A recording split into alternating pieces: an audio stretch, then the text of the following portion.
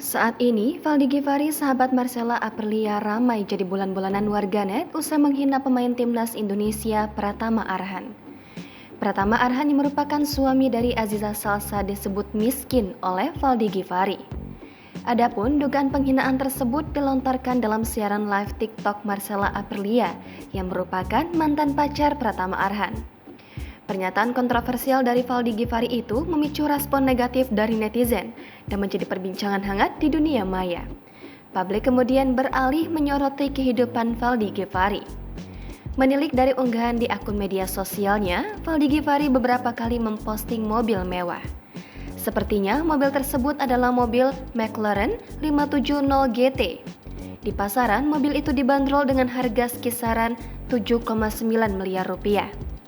Terlihat di video, mobil Valdi Gifari berplat nomor B1525 SSJ. Tampak pula di plat nomor tanggal pajak 5 tahunan mobil itu adalah 10/22, artinya bulan 10 tahun 2022. Artinya mobil seharga 7 miliar rupiah milik Valdi Gifari ternyata belum membayar pajak 5 tahunan. Sosok Valdi Gifari yang sebut Pratama Arhan miskin ternyata anak dari seorang pengusaha sukses.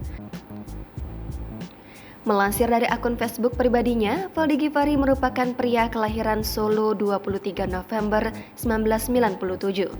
Valdi merupakan seorang lulusan SMA Taruna Nusantara Magelang, Jawa Tengah. Melansir dari tribunnews.bogor.com, dirinya kuliah kedokteran di Universitas Trisakti. Di bio Facebooknya itu, Valdi menuliskan jika dirinya bekerja di Universitas Trisakti. Download Tribun X sekarang. Menghadirkan lokal menjadi Indonesia.